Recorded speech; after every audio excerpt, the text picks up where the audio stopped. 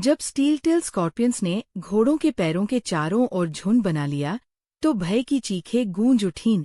उनकी नुकीली पूंछें ठंडी चमक के साथ घोड़ों के खुरों और पैरों पर वार कर रही थी। मिश्र धातु माउंट अभी भी बिच्छू की पूंछ के चुभने वाले डंक को झेल सकते थे, लेकिन उन लोहे के पालतू जानवरों के पैर और खुर इतने भाग्यशाली नहीं थे। पता नहीं कितनी पूंछों से टकराकर वे घबरा गए, उछल कूद करने लगे और लगभग कई म्यूटेटर को उखाड़ फेंका। उन्हें बचाओ, आगे बढ़ो। वांग तियानर ने तुरंत निर्णय लिया और अपनी सवारी पर सवार होकर आगे बढ़ गया, और वांग फैमिली म्यूटेटर को भी अपनी ओर खींच लिया, जिसे सीधे उसके सवारी पर साथ ले जाने के लिए फेंका जाने वाला था। अन्य लोगों ने भी ऐसा ही किया। उन्होंने बिना मिश्र धातु माउंट वाले म्यूटेटरों को अपने माउंट पर खींच लिया, और फिर वे आगे की ओर तेजी से बढ़ गए। अब तक वे फ्लावर पाथ में 7 या 8 मील तक आगे बढ़ चुके थे, और पीछे हटना और भी कठिन था, इसलिए उन्होंने सीधे आगे बढ़ने का निर्णय लिया। सौभाग्य से स्टील टेल स्कॉर्पियंस की बिच्छुओं की पूंछ ने मिश्र धातु जीवों को मुश्किल से नुकसान पहुंचाया। समूह ने बेतहाशा हमला किया और न जाने कितने स्टील टेल स्कॉर्पियंस को रौंद कर मार डाला। 4 या 5 मील की पागल दौड़ के बाद सड़क स्टील टेल स्कॉर्पियन से भरी हुई थी। कोई नहीं जानता था कि उनकी संख्या कितनी थी। दूर उन्होंने एक घाटी देखी जो आगे दिखाई दे रही थी, जो फूलों के रास्ते से जुड़ी हुई थी। उन्हें अलग करने वाली सिर्फ एक रेखा थी। फिर भी घाटी में एक भी रंगीन स्टील का फूल नहीं उग रहा था, और स्टील टेल बिच्छुओं का घना झुंड एक रहस्यमयी शक्ति द्वारा रोका हुआ लग रहा था, जो घाटी में घुसने में असमर्थ था, चाहे वे कितनी भी भीड़ में क्यों न हो। अपना उत्साह बढ़ाते हुए सभी लोग घाटी की ओर तेजी से बढ़े। जैसे ही आगे वाला व्यक्ति घाटी के मुहाने पर पहुंचने वाला था, अचानक जमीन से एक रंगीन छाया फूट पड़ी, और आगे वाला म्यूटेटर अपने घोड़े सहित एक क्षण में ही उसमें समा गया। आदमी ने अपनी छाती में खून से सने छेद और एक कोण पर उभरी हुई विशाल बहुरंगी बिच्छू की पूंछ को देखा। उसका चेहरा भय से भर गया। उसने कुछ कहने के लिए अपना मुंह खोला, लेकिन कुछ भी नहीं बोल सका, केवल खून बह रहा था। दर्शकों की स्तब्ध दृष्टि के सामने आदमी का शरीर उसके वाहन के साथ हवा में उठ गया। उनके पीछे विशाल बहुरंगी बिच्छू की पूंछ धीरे धीरे हिल रही थी, जिससे आदमी और वाहन दोनों हवा में लगातार डगमगा रहे थे। सभी की आंखों में भय भर गया। म्यूटेटर और उसका वाहन मिश्र धातु स्तर के थे, फिर भी उन्हें इतनी आसानी से भेदा जा सकता था। उस बिच्छू की पूंछ की कठोरता आश्चर्यजनक थी। कुछ सवार समय पर रुकने में असमर्थ रहे और उन्होंने भागने की कोशिश की, लेकिन 2 और रंगीन बिच्छुओं की पूंछें जमीन से उछलीं और तुरंत उनके सवारों को घायल कर दिया। सौभाग्यवश इन 2 मिश्र धातु म्यूटेटरों ने शीघ्रता से प्रतिक्रिया की और अपने घोड़ों से कूदकर बिच्छुओं की घनी लहर के बीच उतर गए। स्टील टेल स्कॉर्पियंस की पूंछें उनके शरीर पर लगातार टकराती रहीं, लेकिन सौभाग्य से वे उनके मिश्र धातु कवच को भेदने के लिए पर्याप्त नहीं थी। स्टील टेल स्कॉर्पियंस को खुद से दूर करने के बाद दोनों ने तेजी से छलांग लगाई और उनकी सहायता के लिए आए अन्य म्यूटेटर्स के वाहनों पर चढ़ गए। जमीन फट गई और रंगीन स्टील के फूल सभी दिशाओं में बिखर गए, जैसे एक हाथी जितना बड़ा रंगीन शरीर वाला बिच्छू जमीन के अंदर से निकला, जिसकी 3 पूंछें डरावनी तरह से हिल रही थीं और जो अपने पीछे लाशें लिए हुए था। यह एक मिश्र धातु स्तर का दानव कवच बिच्छू राजा है। नहीं, दानव कवच बिच्छू राजा की केवल एक पूंछ होनी चाहिए। इसमें 3 कैसे हो सकती है? ये लिन शेन के सामने कदम रखते हुए थोड़ा डर के साथ बोली। अपनी 3 पूंछों को जोर से हिलाने से लटकी हुई लाशें तोप के गोले की तरह दूर जा गिरी, जमीन पर जोर से टकराईं, जिससे एक बड़ा गड्ढा बन गया और वे तुरंत ही उछलते हुए स्टील टेल स्कॉर्पियंस की चपेट में आ गई। उनके बचने की कोई संभावना नहीं थी। बिच्छू राजा ने अपनी दुम फिर से घुमाई ताकि दूसरे म्यूटेटर को भेज सके। एक मिश्र धातु म्यूटेटर समय पर बच नहीं सका और उसे मिश्र धातु से लिपटे अपने हाथ से बिच्छू की दुम को रोकना पड़ा। लेकिन बिच्छू की पूंछ के पीछे का बल बहुत जबरदस्त था। मिश्र धातु म्यूटेटर अपने घोड़े के साथ जमीन पर गिर गया और उसके हाथ के मिश्र धातु कवच पर दरारें दिखाई दी। ये देखकर अन्य म्यूटेटर तेजी से किनारे की ओर भाग गए।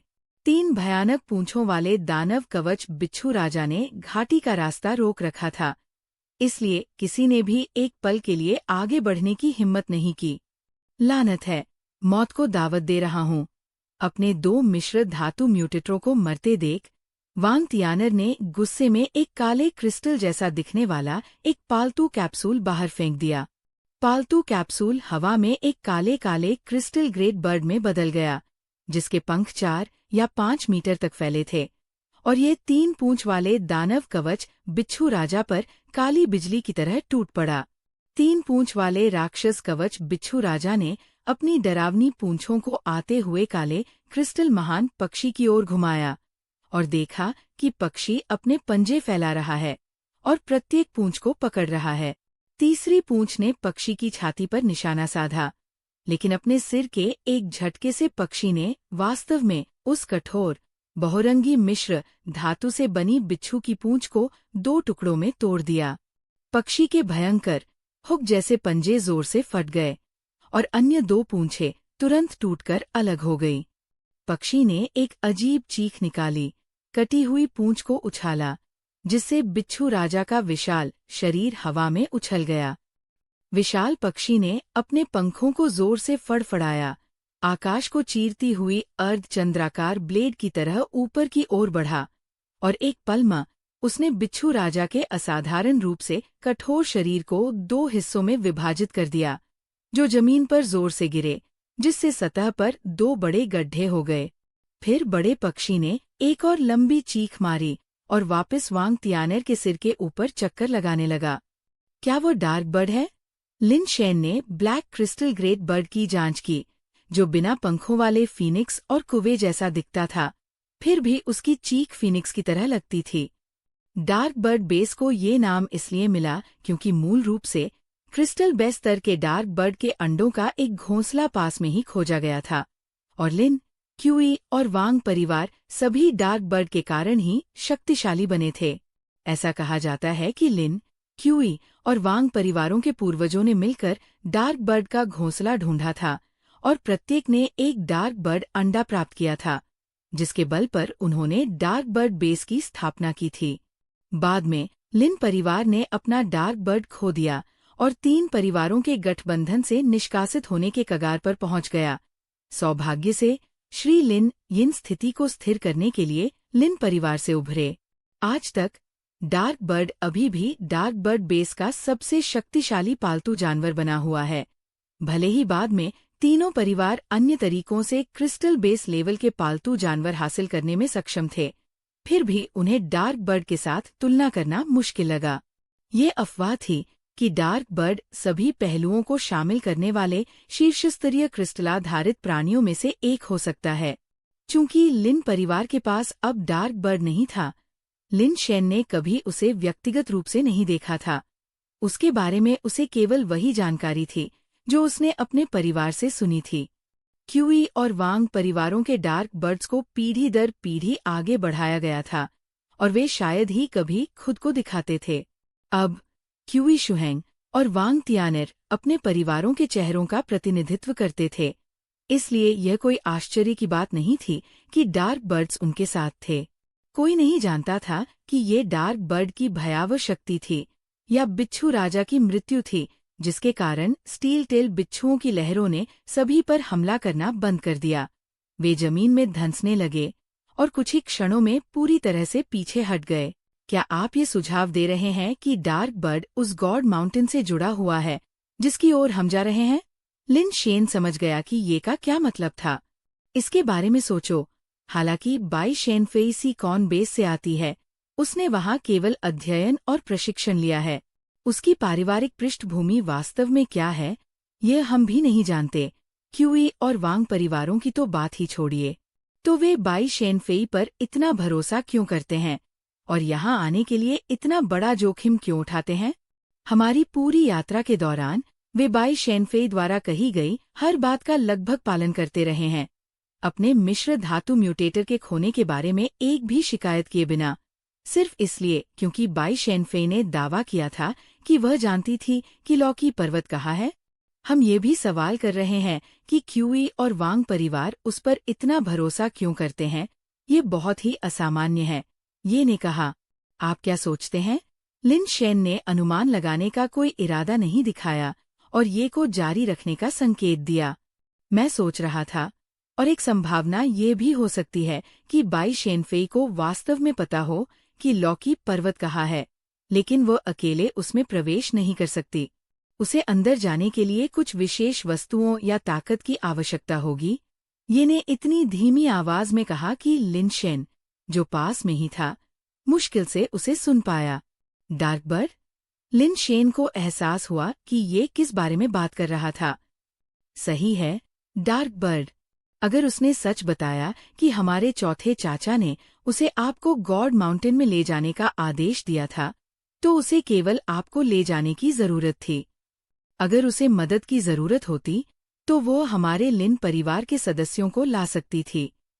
क्यूई और वांग परिवारों को लाने पर जोर क्यों दिया? ये ने व्यंग्य करते हुए कहा।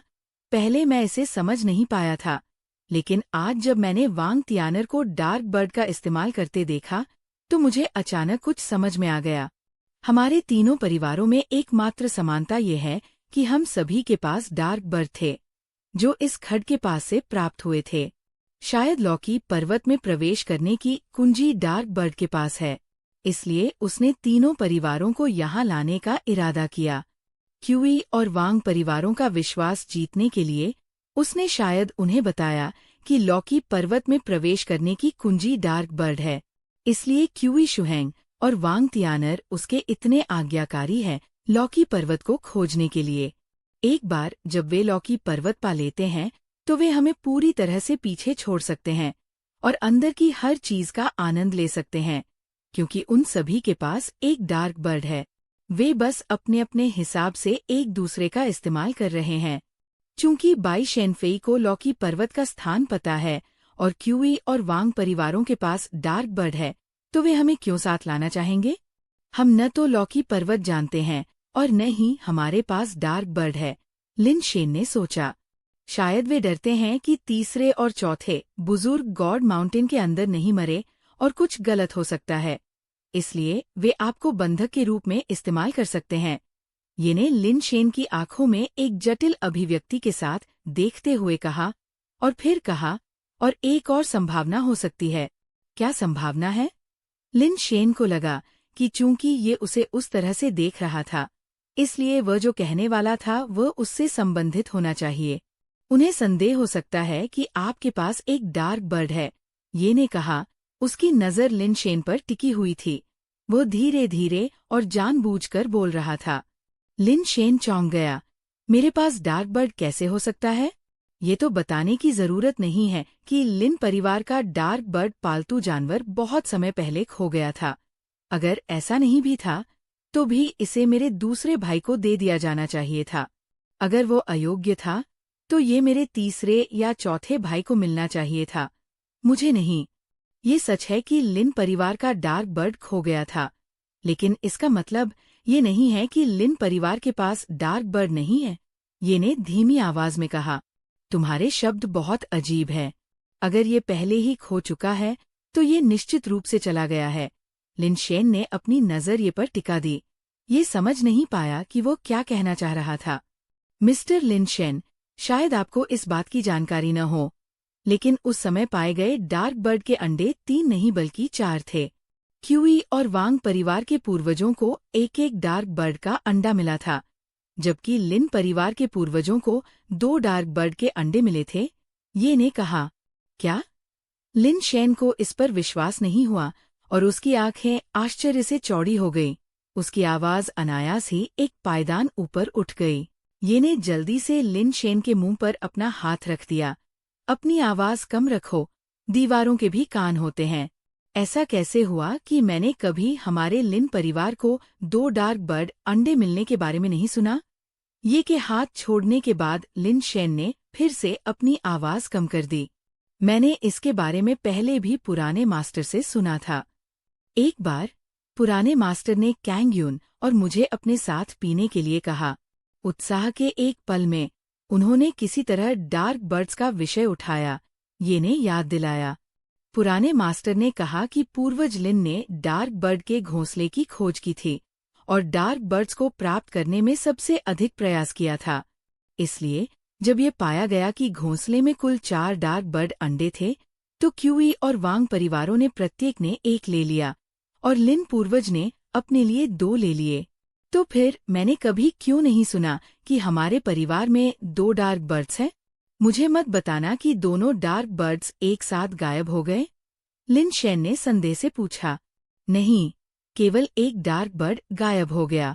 लिन पूर्वज द्वारा वापस लाए जाने के बाद दूसरा अंडा फिर कभी नहीं देखा गया, क्योंकि लिन पूर्वज ने कहा कि ये सफलतापूर्वक नहीं फूटा और एक मृत अंडा बन गया। लिन शेन कुछ देर के लिए स्तब्ध रह गए।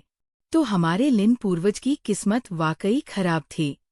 डार्क बर्ड के 4 अंडों में से 3 से डार्क बर्ड्स निकले और सिर्फ एक ही मरा हुआ अंडा बन गया। आप भी इस पर विश्वास नहीं करते, है ना? क्यूई और वांग परिवार भी इस पर विश्वास नहीं करते थे। उन्हें हमेशा संदेह था कि लिन परिवार का दूसरा डार्क बर्ड अंडा कोई मरा हुआ अंडा नहीं था, बल्कि उसे किसी गुप्त हथियार के रूप में छिपाया गया था। इसीलिए लिन परिवार के सबसे कठिन समय के दौरान भी क्यूई और वांग परिवारों ने लिन परिवार को पूरी तरह से नष्ट नहीं किया। उन्हें डर था कि लिन परिवार के पास अभी भी एक और डार्क बर्ड छिपा हुआ है, जिसने मिस्टर लिन जोंगजिंग को आगे बढ़ने और लिन परिवार की वर्तमान स्थिति को सुरक्षित करने का अवसर दिया, ये ने कहा। अपनी यादों को जारी रखते हुए ये ने कहा, उस दौरान क्यूई और वांग परिवार लगातार लिन परिवार की जांच कर रहे थे। ये पता लगाना चाहते थे कि क्या लिन परिवार ने एक और डार्क बर्ड छिपा रखा है। अगर नहीं, तो लिन परिवार के लिए सबसे अच्छा परिणाम डार्क बर्ड बेस में सभी हितों को खोना था और इससे परिवार की बर्बादी भी हो सकती थी। हालांकि उन्हें उम्मीद नहीं थी कि मिस्टर लिन जोंगजिंग इतने दुर्जय होंगे। इससे पहले कि वे सच्चाई को उजागर कर पाते, उन्हें एहसास हुआ कि डार्क बर्ड के बिना भी मिस्टर लिन जोंगजिंग से निपटना उन्हें महंगा पड़ेगा, और तब तक उनका मौका चला गया था। बाद में श्री लिन जोंगजिंग का विकास उनके लिए इतना भयावह हो गया कि श्री लिन शेन और उनके भाइयों के उत्थान के साथ वे पोते पोतियों की तरह डर गए। वे शायद चैन से सो भी नहीं पाते थे। डार्क बर्ड के बिना, लेकिन उन 3 मालिकों के साथ एक लिन परिवार उनके लिए डार्क बर्ड वाले परिवार से भी ज्यादा भयावह था। इस बिंदु पर ये ने आत्मसंतुष्ट होकर ठहाका लगाया। अगर मिस्टर लिन जोंगजिंग गायब नहीं होते, तो शायद अब तक डार्क बर्ड बेस पर लिन नाम का बोलबाला हो चुका होता। ये ने कहा। उसकी नज़र एक बार फिर लिन शेन की आंखों पर टिकी हुई थी। लिन शेन, तुम्हें सबसे अच्छी तरह से पता होना चाहिए कि वे तीनों मास्टर किस तरह के लोग हैं। डार्क बर्ड बेस जैसी जगह में डार्क बर्ड की कोई जरूरत नहीं है। अगर लिन परिवार के पास वाकई अभी भी एक है, तो ये केवल मेरे साथ ही हो सकता है, सबसे बेकार 5वां भाई, है ना? ऐसा नहीं था कि लिन शेन मूर्ख था। वो स्वाभाविक रूप से समझ गया कि ये का क्या मतलब था और असहाय होकर आहें भरने लगा। हाँ, मैंने वास्तव में कोई डार्क बर्ड नहीं देखा है। जब मेरे दूसरे और तीसरे भाई आसपास थे, तो मैं डार्क बर्ड बेस के चारों ओर अपनी इच्छानुसार घूम सकता था, हमेशा अलॉय म्यूटेटर द्वारा संरक्षित। मुझे कभी उस चीज की जरूरत नहीं पड़ी। इसके अलावा, क्या आपको लगता है कि मेरी ताकत के साथ, भले ही मेरे पास डार्क बर्ड हो, मैं क्यूई शुहेंग और वांग तियाने के हाथों में जीवित रह सकता हूँ? मुझे डर है कि डार्क बर्ड को बुलाने से पहले ही वे मुझे खत्म कर देंगे। लिन शेन, मैं निश्चित रूप से तुम पर विश्वास करता हूँ, लेकिन इसका कोई फायदा नहीं है कि मैं तुम पर विश्वास करता हूँ। क्यूई और वांग परिवार तुम पर विश्वास नहीं करते, बाई शेन फेई तुम पर विश्वास नहीं करता, और वेई वुफू, मुझे लगता है कि वह भी डार्क बर्ड के लिए यहाँ है। अन्यथा वह तुमसे क्यों चिपकता? ये ने ठंडे स्वर में कहा। वे मुझ पर विश्वास नहीं करते, और मैं इस बारे में कुछ नहीं कर सकता। मेरे पास वास्तव में ये नहीं है। लिन शेन ने एक पल के लिए सोचा और फिर कहा, इसके अलावा चाहे डार्क बर्ड कितना भी शक्तिशाली क्यों न हो, ये सिर्फ एक क्रिस्टल आधारित प्राणी है। क्या ये वास्तव में इतना उपयोगी है? ये अभी भी बहस का विषय है। ये और कुछ कहना चाहते थे, लेकिन बाहर से शोरगुल और चीख पुकार की आवाज ने उनकी बोलती बंद कर दी। दोनों के दिलों में ठंडक महसूस हुई और वे जल्दी से तंबू से बाहर निकल आए, ये देखने के लिए कि क्या हो रहा है। वुफू, जो तंबू के बाहर पहरा दे रहा था, पहले ही उठ खड़ा हुआ था और रात के आकाश की ओर देख रहा था, और शिविर में मौजूद अन्य लोग भी ऐसा ही कर रहे थे। उनमें से प्रत्येक ऊपर की ओर देख रहा था। लिन शेन ने उस दिशा में देखा जिस ओर बाकी सब देख रहे थे, और आश्चर्य से कह उठे, आह! 8 या 9 बजे रात का आकाश पहले से ही बहुत साफ हो गया था। शायद मानव तकनीकी सभ्यता के पतन के कारण रात के आकाश में नंगी आंखों से दिखाई देने वाले तारे पहले की तुलना में बहुत अधिक संख्या में लग रहे थे, और वे विशेष रूप से चमकीले थे। लेकिन इस समय आकाश में चमकते तारे असामान्य रूप से मंद दिखाई दे रहे थे। रात्रि के आकाश पर नारंगी रंग छा गया था, मानो भोर आकाश में फैल गई हो या गोधूली ने क्षितिज को जला दिया हो। उस नारंगी रंग का स्रोत कोई वास्तविक उपस्थिति नहीं लगती थी। ये वर्णन करना कठिन था कि वह किस प्रकार का अस्तित्व था। ऐसा लगता था मानो वो अस्तित्व में है और फिर भी अस्तित्व में नहीं है। वह दिखाई देता है, फिर भी ऐसा लगता है मानो वह पूरी तरह से दिखाई नहीं देता। नारंगी रोशनी किसी पेंटिंग की रूपरेखा की तरह थी, जबकि मुख्य भाग खाली और विकृत था।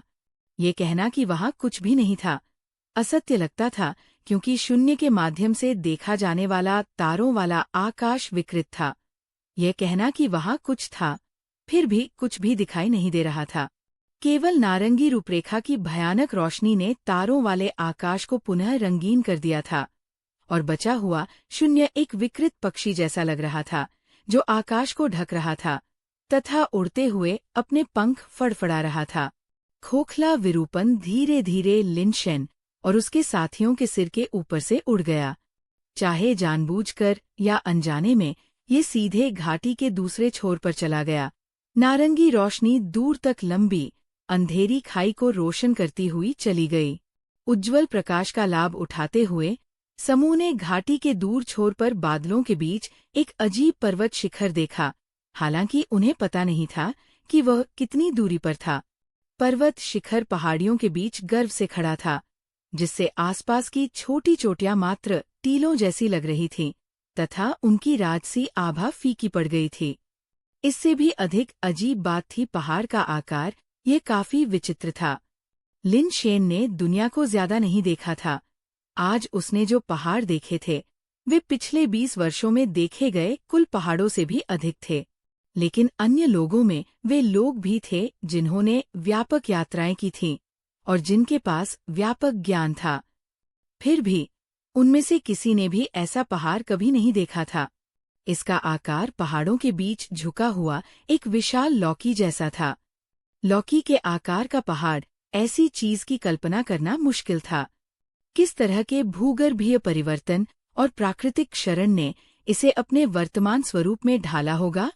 गॉड माउंटेन, ये गॉड माउंटेन ही होगा। एक कांपती हुई आवाज उठी, जो डर से नहीं बल्कि आश्चर्य और उत्साह से कांप रही थी। लिन शेन को भी लगा कि ये पहाड़ लौकी पर्वत ही होगा। ये बहुत ज्यादा सजीव था। उसने सोचा कि शायद इसीलिए उसके दूसरे भाई ने उस समय इसका नाम लौकी पर्वत रख दिया होगा। लिन शेन को हैरानी इस बात की थी कि गॉड माउंटेन के विशाल आकार और डार्क बर्ड बेस के नजदीक होने के कारण इसे ढूंढना आसान था। फिर सिर्फ लिन भाइयों को ही इसके अस्तित्व के बारे में क्यों पता था? ऐसा भव्य और विचित्र पर्वत एक नज़र में ही अविस्मरणीय हो जाता। इसे देखने वाले बहुत से लोग रहे होंगे और इसे गॉड माउंटेन के नाम से जोड़ना आसान रहा होगा। क्या पहले किसी ने ऐसा नहीं सोचा था? ये सही नहीं है। लिन शेन को अचानक कुछ एहसास हुआ। जब वे घाटी में पहुंचे, तब भी दिन का उजाला था और दृश्यता अच्छी थी। अगर दूरी पर कोई अजीबोगरीब आकार का बड़ा पहाड़ होता, तो वे उसे देख नहीं पाते। दिन में तो किसी ने इसे नहीं देखा था, फिर भी अब अचानक एक पर्वत प्रकट हो गया। क्या ये वास्तव में उन पौराणिक पहाड़ों में से एक हो सकता है जो दुनिया से छिप सकते हैं? लिन शेन ने अपने दिल में सोचा। नारंगी रोशनी धीरे धीरे लुप्त हो गई और विशाल गॉड पर्वत के पीछे लुप्त हो गई, जब तक कि प्रकाश की अंतिम किरण भी गायब नहीं हो गई और राजसी और रहस्यमय गॉड पर्वत अब दिखाई नहीं दे रहा था। उस विशाल रात्रि में ये अज्ञात था कि वह अभी भी वहां खड़ा है या नहीं। माहौल अचानक से कुछ नाजुक हो गया, क्योंकि क्यूई और वांग दोनों परिवार बाई शेनफेई की ओर देखने लगे। जैसा कि ये ने विश्लेषण किया था, उन्हें देवी संगिनी की आवश्यकता थी, क्योंकि वे नहीं जानते थे कि गॉड पर्वत कहाँ है। नारंगी प्रकाश की अप्रत्याशित उपस्थिति ने उन्हें गॉड पर्वत की दिशा में इंगित कर दिया था, और डार्क बर्ड के साथ होने के कारण उन्हें अब देवी संगिनी की आवश्यकता नहीं थी। लिन शेन ये नहीं देख पा रहा था कि बाई शेनफे अब क्या भाव धारण कर रही थी, लेकिन उसने कल्पना की कि ये अच्छा भाव नहीं था। मिस बाई, ऐसा लगता है कि हमें अपने सहयोग पर फिर से बातचीत करनी चाहिए, क्यू शुहेंग ने मुस्कुराते हुए कहा। वास्तव में सहयोग के लिए निष्पक्षता की आवश्यकता होती है। आप जो बोते हैं वही काटते हैं। अगर कोई निवेश नहीं है, भले ही हम देने को तैयार हों, तो मिस बाई जैसा व्यक्ति इसे स्वीकार करने के लिए तैयार नहीं होगा, है ना? वांग तियानर ने भी मुस्कुराते हुए कहा। आप किस प्रकार पुनः बातचीत करना चाहते हैं? देवी पत्नी ने उदासीनता से पूछा। टेबल पर बैठकर गेम खेलने के लिए आपको चिप्स की जरूरत होती है। मिस बाई, अब आपके पास चिप्स नहीं हैं, लेकिन चिंता न करें। हमारे साथ आइए और मैं सुनिश्चित करूंगा कि आपको 10वां चिप्स मिले। तियानर, आपको कोई आपत्ति नहीं है ना? क्यू शुहेंग ने कहा। वांग तियानर ने कहा, मिस बाई की असाधारण क्षमता को देखते हुए 10% की हिस्सेदारी उचित है। क्या होगा अगर मैं सहमत नहीं हूँ? देवी पत्नी ने ठंडे स्वर में कहा। अगर आप सहमत नहीं हैं, तो भी कोई बात नहीं। व्यापार तो व्यापार है, और हम मिस बाई के लिए मुश्किलें नहीं खड़ी करेंगे। लेकिन जिनके मूल्य समान नहीं हैं, वे साथ मिलकर काम नहीं कर सकते। अगर मिस बाई में क्षमता है, तो आप अकेले ही गॉड माउंटेन जा सकती है। हम आपके रास्ते में नहीं आएंगे। अपनी क्षमताओं के साथ, मिस बाई, आप खजाने से लदी हुई वापस जरूर आएंगी। चाहे आप कितना भी ले लें, हम निश्चित रूप से ईर्ष्या नहीं करेंगे।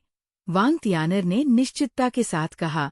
उसे पूरा भरोसा था कि देवी पत्नी के पास उनके साथ सहयोग करने के अलावा कोई विकल्प नहीं था। डार्क बर्ड के बिना ये संदिग्ध था कि क्या वह गॉड माउंटेन तक भी पहुंच पाएगी। अकेले उसमें प्रवेश करना तो दूर की बात थी। चूंकि मामला ऐसा है, तो चलो हम अलग अलग रास्ते चलते हैं। देवी पत्नी ने लिन शेन की ओर मुड़ने से पहले कहा और पूछा, क्या तुम मेरे साथ आओगी? लिन शेन के जवाब देने से पहले ही वांग तियानर ने बोलना शुरू कर दिया था। मिस बाई, कृपया जैसा आप चाहे वैसा करें। हमारे 3 परिवारों के मामलों में आपकी चिंता की आवश्यकता नहीं है। क्या आप तैयार हैं या नहीं? बाई शेनफेई ने वांग तियानर पर कोई ध्यान नहीं दिया। उसने उसकी तरफ देखा भी नहीं, बल्कि लिन शेन को देखती रही और पूछती रही। आप मेरी छोटी बहन हैं, जाहिर है मुझे आपकी देखभाल करनी चाहिए। लिन शेन ने कहा और बाई शेनफेई के पास गया।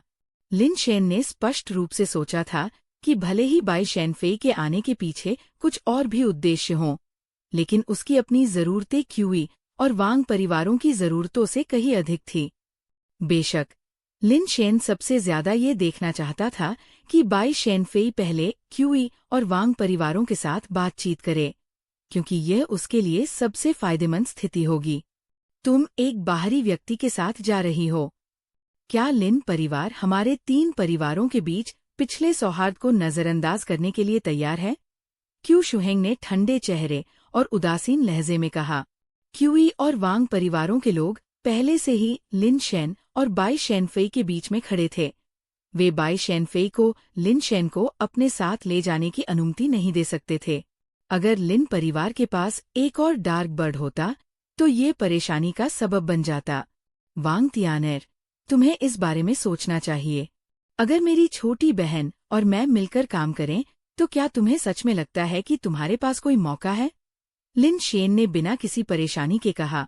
वांग तियानर ने तिरस्कार के साथ कहा, अगर तुम सच में वह कमीना लिन जियांगडोंग होते तो मैं तुम्हें रोकने की हिम्मत नहीं करता।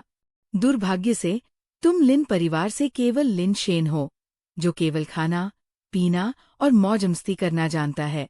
उसे नीचे उतारने में संकोच मत करो। लिन शेन को ये सुनकर पता चला कि कुछ गड़बड़ है और वह जल्दी से ये की ओर देखने लगा। केवल यही 100% निश्चित हो सकता था कि यहाँ मौजूद व्यक्ति लिन शेन था, न कि लिन जियांगडोंग। अगर वांग तियानर इतना निश्चित हो सकता था कि वह लिन शेन था, तो 10 में से 9 संभावना थी कि समस्या ये में थी। बेशक, ये वेई वुफू भी हो सकता है। उसने अनुमान लगाया होगा कि लिन जियांगडोंग वास्तव में लिन शेन का भेष था, लेकिन लिन शेन को अभी भी लगा कि ये होने की अधिक संभावना थी। जिस क्षण लिन शेन ने ये को देखने के लिए मुड़कर देखा, ये ने अचानक एक चाकू निकाला और उसे लिन शेन की गर्दन पर रख दिया और आह भरते हुए कहा, लिन शेन, मुझे माफ कर दो, मेरे पास कोई विकल्प नहीं था। उसने अभी अपनी बात पूरी भी नहीं की थी कि अचानक उसकी आंखों के सामने एक ठंडी रोशनी चमक उठी, जिससे वो सदमे में आ गया। ये की पीछे हटने की गति अविश्वसनीय रूप से तेज थी। यहाँ तक कि लिन शेन भी थोड़ा आश्चर्यचकित था, क्योंकि यी का वृद्ध शरीर इतनी तेजी से चलने में सक्षम था, जो शीर्ष मिश्र धातु प्राणियों से कम नहीं था। लेकिन इतनी तेजी से पीछे हटने के बावजूद भी उसके गाल पर अभी भी एक कट का निशान था, जो गहरा तो नहीं था, लेकिन बहुत भयंकर और डरावना लग रहा था। वेई वुफू हाथ में जेड टैंग तलवार पकड़े हुए लिन शेन के सामने खड़ा था। तलवार की ठंडी धार से अभी भी खून टपक रहा था। आप पहले जाइए, मैं उन्हें यहीं रोक लूंगा। जैसे ही वेई वुफू ने कहा, उसके शरीर के भीतर एक रहस्यमय पदार्थ उमड़ पड़ा और पलक झपकते ही वह बैंगनी कवच में लिपटा हुआ था, जिसने उसके मजबूत और लंबे शरीर को ढक लिया था, जैसे कि वह एक बैंगनी कवच युद्ध देवता हो। लिन शेन को उम्मीद नहीं थी कि वेई वुफू वास्तव में उसकी मदद करने के लिए आगे आएगा। बिना ज्यादा सोचने के वो व्हाइट गोल्ड बीस्ट पर पलट गया और घाटी के बाहर की ओर बेतहाशा भाग गया। क्यूई परिवार का एक म्यूटेटर, जो लिन शेन के सबसे करीब था, उसे रोकने की कोशिश करता है, लेकिन अचानक उसे ठंडी रोशनी की चमक दिखाई देती है। म्यूटेटर का सिर हवा में उड़ जाता है, जबकि उसका शरीर जमीन पर गिर जाता है। खून की धार निकलती है। वेई वुफू के हाथ में जेड जैसी तांग तलवार जमीन की ओर तिरछी थी और उसके ब्लेड से खून बह रहा था। वेई वुफू कम बोलने वाला लेकिन निर्दयी काम करने वाला आदमी था। ऐसा आदमी जो बिना किसी हिचकिचाहट के किसी पर भी वार कर सकता था। उसे देखकर लिन शेन को भी ठंड लग रही थी। भाई तियानर, ऐसा लगता है कि हमारे डार्क बर्ड बेस को दूसरों ने हल्के में लिया है, जैसे कि कोई हमारे सिर पर शौच और पेशाब करने की हिम्मत करता है। मैं इसे बर्दाश्त नहीं कर सकता। क्या आप कर सकते हैं? क्यू शुहेंग की आंखों में ठंडक चमक उठी। मैं भी इसे बर्दाश्त नहीं कर सकता, वांग तियानर ने ठंडी आवाज में कहा। तो फिर चलो उसे मार डालें, क्यू शुहेंग ने उदास होकर कहा और उसने एक पेट कैप्सूल निकाला। लगभग उसी समय वांग तियानर ने भी एक पेट कैप्सूल फेंका, लेकिन इससे पहले कि उनके पालतू कैप्सूल जीवित प्राणियों में तब्दील हो पाते, एक नीलम जैसी तलवार ने दोनों कैप्सूलों को छेद दिया और उन्हें छेद दिया। क्या जिसने तुम्हें साधना सिखाई थी, उसने तुम्हें कभी नहीं बताया? इस तरह से तुम पेट कैप्सूल का उपयोग नहीं करते। बाई शेनफे ने तलवार पकड़ी और एक झटके से 2 छेदे हुए मिश्र धातु पेट कैप्सूल तुरंत जमीन पर टुकड़े टुकड़े हो गए। क्यू शुहेंग और वांग तियानर ने एक दूसरे को देखा और बिना एक और शब्द कहे एक एक और पेट कैप्सूल निकाला, लेकिन इस बार उन्होंने पहले की तरह लापरवाही से उन्हें फेंकने की हिम्मत नहीं की और इसके बजाय उन्हें अपने सिर के ऊपर उठा लिया। क्यूई और वांग परिवारों के अन्य लोगों ने भी उन्हें घेर लिया, जिससे वेई वुफू और बाई शेनफेई फंस गए। बाई शेनफेई को हमारे पास छोड़ दो। जहाँ तक उस कमीने वेई वुफू की बात है, उसे मेरे लिए खत्म कर दो। वांग तियानर ने बाई शेनफेई को ठंडी निगाहों से देखते हुए आदेश दिया। दो फीनिक्स की आवाजें एक साथ सुनाई दी। जब दो डार्क बर्ड्स उन हथेलियों से उछले जिन्हें क्यू शुहेंग और वांग तियानर ने ऊपर उठाया हुआ था, वे बाई शेनफेई की ओर दो अंधेरे प्रकाश की किरणों की तरह उड़े। उन्होंने बाई शेनफेई के प्रति सतर्कता बरती और शुरू से ही अपने सबसे शक्तिशाली डार्क बर्ड्स को उतार दिया। दूसरी ओर वेई वुफू दोनों परिवारों के म्यूटेटरों से घिरा हुआ था और युद्ध की आवाजें लगातार आ रही थी। लिन शेन का इरादा थोड़ा आगे भागने और फिर स्थिति का आकलन करने का था, लेकिन जब उसने अपना सिर घुमाया तो उसने देखा कि एक व्यक्ति उसका पीछा कर रहा है। वो 18.4 की गति से व्हाइट गोल्ड बीस्ट पर सवार था, लेकिन वो आकृति किसी भी चीज पर सवार नहीं थी, बल्कि व्हाइट गोल्ड बीस्ट से भी अधिक तेज थी, जिससे उनके बीच की दूरी तेजी से कम हो रही थी। लिन शेन ने देखा कि वो आकृति काले शल्क जैसे धातु के कवच से ढकी हुई थी और उसका शरीर अत्यंत क्षीण था, जो भयावह लग रहा था, मानो मनुष्य और सांप का एक राक्षसी संकर हो। भागना बंद करो, लिन शेन। तुम भाग नहीं सकते। चलो ठीक से बात करते हैं। जब तक तुम सहयोग करते हो, भले ही क्यू शुहेंग और वांग तियानर को नाराज करने का जोखिम हो, मैं यहाँ से तुम्हारा सुरक्षित प्रस्थान सुनिश्चित करूंगा, ये ने कहा और अचानक लिन शेन के पास से गुजरते हुए सफेद सोने के जानवर का रास्ता रोक दिया। हाँ, क्या तुम सच में मुझे मूर्ख समझते हो? लिन शेन ने ये की ओर देखते हुए ठंडे स्वर में पूछा। लिन शेन, मैं वास्तव में तुम्हें अपने बच्चे के रूप में देखता हूँ। ये के शब्द उसकी बात पूरी होने से पहले ही कट गए। और तुम्हें लगता है कि तुम इसके लायक हो? लिन शेन के चेहरे पर घृणा भर गई। तुम अभी भी जवान हो और मेरी उम्र तक नहीं पहुंचे हो, इसलिए तुम समझ नहीं पा रहे हो, ये ने आह भरी। हाँ, अगर तुमने खुलेआम विश्वासघात की बात स्वीकार कर ली होती तो मैं तुम्हारा थोड़ा सम्मान करता। संत और पापी का नाटक मत करो, मुझे घृणा मत दो, लिन शेन ने ठंडे चेहरे के साथ कहा। बकवास बहुत हो गई। तुम मुझसे वास्तव में क्या चाहते हो? मुझे केवल डार्क बर्ड चाहिए और कुछ नहीं, ये ने कहा। मैंने कई बार कहा है, मेरे पास डार्क बर्ड नहीं है। लिन शेन को पहले से ही पता था कि ये की सभी पिछली जांचें ये पता लगाने के लिए थी कि क्या उसके पास डार्क बर्ड है। छोटे भाई शेन, मुझे धोखा देने की कोई जरूरत नहीं है। लिन परिवार के पास अभी भी एक डार्क बर्ड होना चाहिए और ये आपके पास होना चाहिए। ये एक छोटा ब्लेड पकड़े हुए धीरे धीरे लिन शेन की ओर बढ़ते हुए बोला। अगर ये वास्तव में एक मृत अंडा था तो लिन परिवार इसे क्यूई और वांग परिवारों के संदेह को दूर करने के लिए क्यों नहीं दिखाता?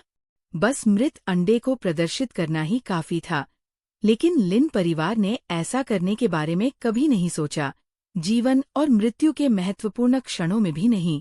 इसलिए ये एक मृत अंडा नहीं होना चाहिए, बल्कि चौथा डार्क बर्ड होना चाहिए। डार्क बर्ड विरासत में मिलने के कारण मैं 3 बड़े लिन भाइयों के स्वभाव से अच्छी तरह वाकिफ हूँ।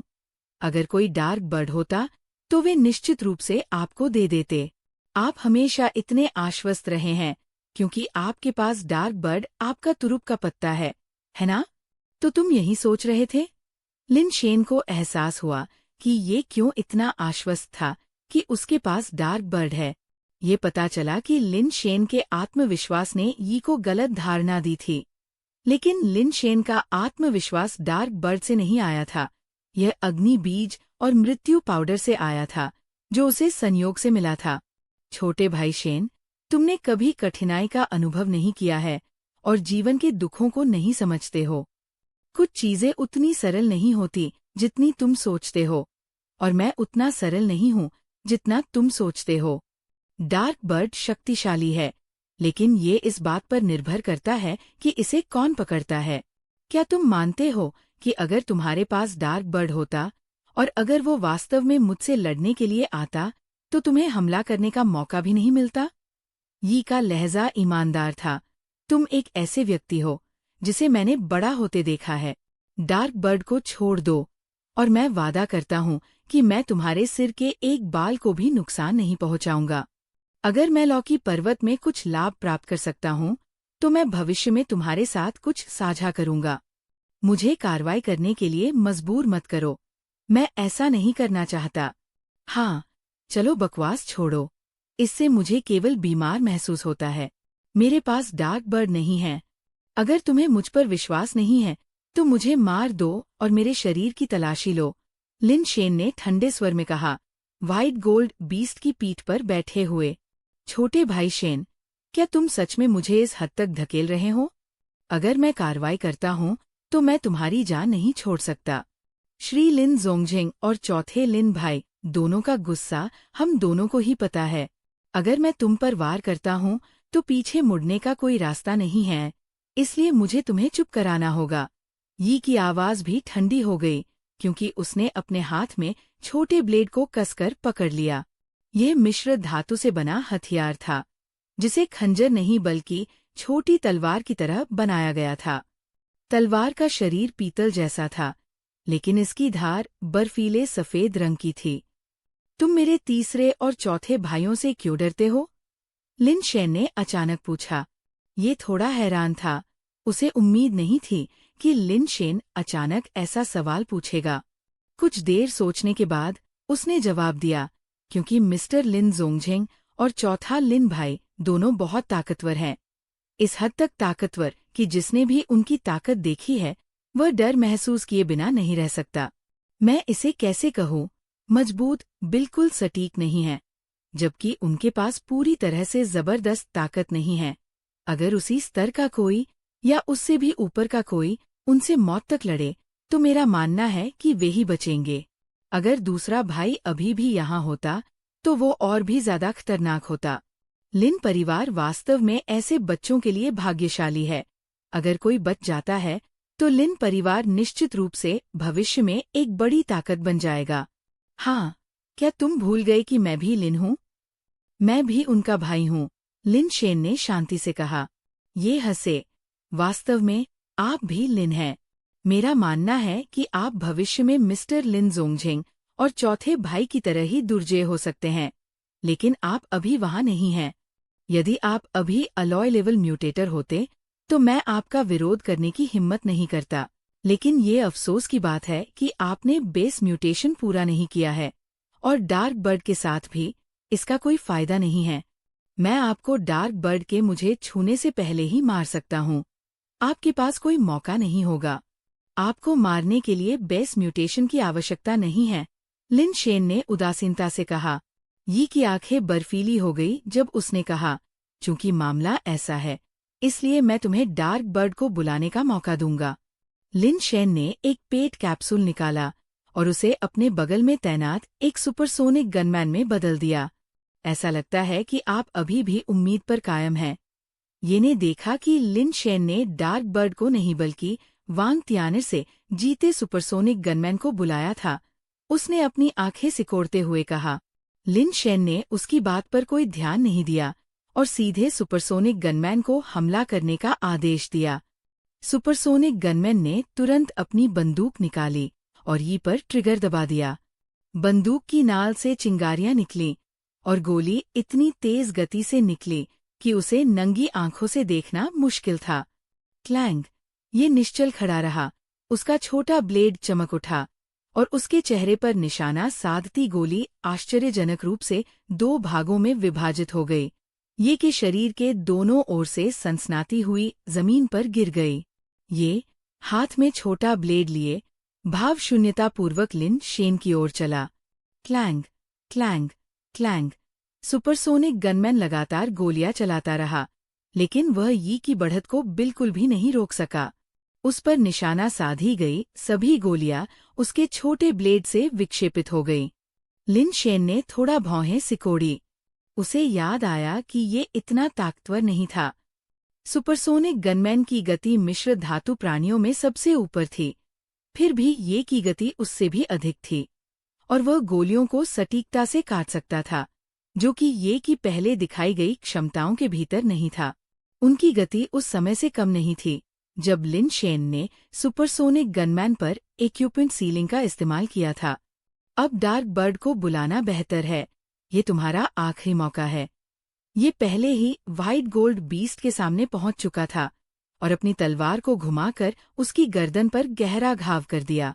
व्हाइट गोल्ड बीस्ट की गति के बावजूद उसे बचने का कोई मौका नहीं मिला और वो तुरंत एक तरफ गिर पड़ा। लिन शेन के पास व्हाइट गोल्ड बीस्ट की पीठ से नीचे कूदने और ये के सामने खड़े होने के अलावा कोई विकल्प नहीं था। ये लिन शेन की ओर चलता रहा। उसके हाथ में छोटा ब्लेड एक विषैले सांप की जीभ की तरह था, जो किसी भी क्षण लिन शेन को मौत के चुंबन के साथ मारने के लिए तैयार लग रहा था। टकराना। लिन शेन ने ये के कदम उठाने का इंतजार नहीं किया, बल्कि सुपरसोनिक गनमैन को दोबारा गोली चलाने को कहा। हालांकि जैसे ही सुपरसोनिक गनमैन ने गोली चलाई, लिन शेन ने भी अपनी चाल चली। संघर्ष के साथ कदम लिन शेन को गोली से भी अधिक तेज गति दे सकते थे, लेकिन ऐसा कोई नियम नहीं था कि उसे शूटर पर हमला करने के लिए उस गति का उपयोग करना होगा। लिन शेन बिजली की तरह आगे बढ़ा। उसकी उंगली यी के गले के नीचे इक्विपमेंट पर निशाना साध रही थी, एक ऐसा स्थान जिसे वह देख सकता था। जैसा कि अपेक्षित था, ऐसा लग रहा था कि ये ने लिन शेन की चाल का बहुत पहले से अनुमान लगा लिया था। जैसे ही लिन शेन ने अपनी चाल चली, ये का छोटा ब्लेड भी लिन शेन की बाह पर वार करने लगा। ये की गति वास्तव में लिन शेन की स्ट्राइक से भी अधिक थी। कोई आश्चर्य नहीं कि वह इतना आश्वस्त था। ऐसी गति अब मिश्र धातु स्तर के भीतर नहीं थी। झनकार। ये का छोटा ब्लेड पहले ही लिन शेन की बाह पर लग चुका था और लिन शेन की उंगली अभी भी ये से कुछ दूरी पर थी। ये ने सोचा था कि उसका ब्लेड लिन शेन की बाह को काट देगा, लेकिन जब उसने वार किया तो ऐसा लगा जैसे वह बेजोड़ मजबूती वाली स्टील की तार की रस्सी पर गिरा हो। न केवल वह काटने में विफल रहा, बल्कि प्रभाव ने उसकी कलाई में चुभने वाला दर्द भी पैदा कर दिया। जैसे ही ये को एहसास हुआ कि कुछ गड़बड़ है और उसने अपना हाथ वापस खींचने का इरादा किया, एक गहरे लाल रंग की छाया लिन शेन की बाह की आस्तीन को चीरती हुई आई। सांप की तरह वह ये की बाह के चारों ओर लिपट गई। ये ने जो ब्लेड नीचे लाया था, उसने लिन शेन की बाह पर लिपटे डेथ पाउडर को चीर दिया था। लिन शेन को हमेशा से पता था कि उसका खुद का हमला ये से ज्यादा तेज नहीं हो सकता। ये की प्रतिक्रिया बिजली की तरह तेज थी। जिस क्षण डेथ पाउडर उसके हाथ पर लपेटा गया, उसका दूसरा हाथ बिजली की तरह बाहर निकला और डेथ पाउडर के सिर को पकड़कर उसे खींच लिया। दुर्भाग्य से उसने डेथ पाउडर को कम करके आका। जिस क्षण उसने उसका सिर पकड़ा, डेथ पाउडर की पूंछ बिच्छू के डंक की तरह उसकी हथेली में घुस गई और उसके चारों ओर कुंडलित हो गई, जिससे एक पल में उसके दोनों हाथ बंध गए। ये क्या चीज है? यी के चेहरे पर थोड़ा सा भाव आया। ऐसा कहते हुए उसने अचानक लिन शेन पर हमला कर दिया, अपने हाथों में लिपटे डेथ पाउडर को अनदेखा कर दिया। एक पैर पर संतुलन बनाते हुए उसने भ्रम की तरह दूसरे पैर से हमला किया और लिन शेन के सिर पर एक लात मारी। अगर वह लिन शेन को मार सके और इस विचित्र पालतू जानवर की चाबी प्राप्त कर सके, तो वह तुरंत स्थिति को बदल सकता है। लिन शेन ने इस कदम का पहले से ही अनुमान लगा लिया था। इससे पहले कि ये लात मार पाता, लिन शेन ने पीछे हटना शुरू कर दिया था और लगभग उसी समय सुपरसोनिक गनमैन को गोली चलाने का आदेश दिया। जैसे ही ये ने लात मारी, लिन शेन की गति गोली से भी तेज हो गई। वह बाल पीछे हटा, लात से बच गया, जबकि लात से निकली हवा से उसके बाल चारों दिशाओं में उड़ने लगे। सुपरसोनिक गनमैन की गोली ई को लगी, और यद्यपि गनमैन की कठोरता में थोड़ी कमी थी, क्योंकि ये मिश्र धातु स्तर की थी, जब गोली यी के अजीब शल्क जैसे कवच से टकराई तो विक्षेपित होने से पहले केवल कुछ बार चिंगारी निकली। ये और लिन शेन दोनों ही चौंक गए। लिन शेन की इतनी तेजी से बार बार काम करने की क्षमता देखकर ये हैरान रह गया, क्योंकि उसे लगा था कि इस तरह के जीवन रक्षक पैंतरेबाजी का इस्तेमाल 2 बार से ज्यादा नहीं किया जा सकता। ये असाधारण होगा। दूसरी ओर लिन शेन इस बात से हैरान था कि न केवल ये की गति प्रभावशाली थी, बल्कि उसके मिश्र धातु कवच की कठोरता इतनी अधिक थी कि सुपरसोनिक गनमैन की गोलियों का उस पर लगभग कोई असर नहीं हुआ। ये ने लिन शेन का पीछा करते हुए फिर से लात मारने का इरादा किया, लेकिन इससे पहले कि उसका पैर उठ पाता, मौत का पाउडर पहले ही उसके चारों ओर लपेट चुका था। ये ने अपना दूसरा पैर उठाने का प्रयास किया, लेकिन वह भी डेथ पाउडर से बंध गया, जिससे वह मम्मी की तरह सीधे पीछे की ओर गिर पड़ा। जैसे ही ये गिरा, एक और गोली की आवाज आई। जमीन पर लेटे हुए ये ने देखा कि लिन शेन की उंगली उसके गले के ठीक नीचे एक जगह की ओर इशारा कर रही थी। ये की आंखों में खुशी की एक चमक दौड़ गई। चाहे लिन शेन के पास जीवन रक्षक तरीके ही क्यों न हो, इतने कम बल से उसके मिश्र धातु कवच को तोड़ना असंभव होगा। लेकिन लिन शेन के दृष्टिकोण ने ये को उसे सीधे मारने का मौका दिया। जैसी कि उम्मीद थी, जब लिन शेन की उंगली ने संपर्क किया तो ये ई के धातु के कवच को नुकसान नहीं पहुंचा सका और ऐसा महसूस हुआ जैसे किसी छड़ी से धक्का दिया गया हो। ये अपना तुरुप का पत्ता इस्तेमाल करना चाहते थे, लेकिन अचानक उन्होंने पाया कि उनका मुंह बंद हो गया है। वास्तव में उसका पूरा शरीर लकवाग्रस्त हो गया था। भय से आंखें चौड़ी हो गईं। अब ये को असली कारण समझ में आया कि क्यों सुपरसोनिक गनमैन को लिन शेन के एक ही प्रहार से वश में कर लिया गया था। शुरू में उन्होंने सोचा था कि बंदूकधारी इसलिए हिल नहीं सकता क्योंकि उसके शरीर के एक महत्वपूर्ण हिस्से पर गोली लगी थी, लेकिन अब ऐसा लग रहा था कि मामला ऐसा नहीं था। उसका मुंह खोलो, लिन शेन ने डेथ पाउडर को आदेश दिया। डेथ पाउडर की पूंछ हिंसक रूप से ई के मुंह में घुस गई, उसके दांतों को तोड़ दिया और मुंह को खोलकर अंदर से एक पतली विलो पत्ती जैसी पतली चीज बाहर निकाल ली। ये टुकड़ा एक काल्पनिक हरे रंग के समान पारदर्शी था और स्पष्टतः क्रिस्टल बेस पदार्थ से बना था तथा रेजर की धार से भी पतला था। लिन शेन ने ग्रीन लीफ ब्लेड लिया और फिर से यी के शरीर पर उंगली दबाई। कई दांत टूट जाने और मुंह में खून भर जाने के बाद ये ने तुरंत बोलने की क्षमता वापस पा ली। लिन शेन, नहीं, मिस्टर लिन शेन, मुझे आपको कम नहीं आंकना चाहिए था। मुझे लिन परिवार के एक सदस्य को कम नहीं आंकना चाहिए था। हाँ, क्या मेरे लिन परिवार ने आपके साथ कोई गलत व्यवहार किया है? लिन शेन ने ठंडे स्वर में पूछा। नहीं, लिन परिवार ने मेरे साथ कोई गलत काम नहीं किया है, ये ने व्यंग्यात्मक मुस्कान के साथ कहा। यदि लिन परिवार ने आपके साथ कुछ गलत नहीं किया है और आप पहले से ही इतने बूढ़े हो चुके हैं, तो लॉकी पर्वत के अंदर का खजाना प्राप्त करने से आपको क्या फायदा? आप कितने साल और जी सकते हैं? लिन शेन ने ये से लॉकी पर्वत के बारे में जानकारी निकालने की कोशिश की, जो शायद कुछ ऐसा जानता था जिसके लिए वह इतना हताश था। ये ठीक इसलिए है क्योंकि मेरे पास ज्यादा साल नहीं बचे हैं, इसलिए मैं गॉड माउंटेन में प्रवेश करना चाहता हूँ। केवल प्रवेश करके ही मैं जीवित रह सकता हूँ। मैंने जीवन का भरपूर आनंद नहीं लिया है, मैं अभी मरना नहीं चाहता, ये ने समझाया। तुम्हारा क्या मतलब है? लिन शेन की आंखें थोड़ी सिकुड़ गईं। वह ये द्वारा बताई गई जानकारी से आश्चर्यचकित थी। लिन शेन, मैं तुम्हें सब कुछ बता सकती हूँ, बस कृपया मेरी जान बख्श दो, ये ने विनती की। बोलो, लिन शेन ने भावशून्य भाव से ये को देखते हुए कहा। ये संयोग से हुआ कि मैंने श्री लिन जोंगजिंग और चौथे भाई को लॉकी पर्वत के कुछ रहस्यों के बारे में बात करते हुए सुना। वे दूसरे भाई के मामलों पर चर्चा कर रहे थे, कह रहे थे कि बहुत समय पहले, जब दूसरा भाई बहुत लंबे समय के लिए दूर गया था, तो वो बहुत उत्साहित होकर लौटा था। उसने उन्हें बताया कि लॉकी पर्वत के अंदर कुछ ऐसा है जो अनंत जीवन देता है। जब वे पर्याप्त शक्तिशाली हो गए, तो वह उन्हें और बड़ी बहन को लॉकी पर्वत पर ले जाएगा, ताकि भाई बहन हमेशा के लिए अमर युवा हो सकें। ये याद करते हैं। क्या आप वास्तव में मानते हैं कि इस दुनिया में ऐसा कुछ है जो अनंत जीवन प्रदान कर सकता है? लिन शेन ने भौहें सिकोड़ते हुए पूछा। दूसरा भाई झूठ नहीं बोलेगा। अगर उसने कहा कि ये वहाँ है, तो ये अवश्य ही होगा, ये ने कहा। उसकी आंखें लालसा से भर गईं। सिर्फ उस वाक्य के लिए आप लॉकी पर्वत में प्रवेश करने के लिए कुछ भी करने से नहीं चूकेंगे? लिन शेन ने सोच समझकर पूछा।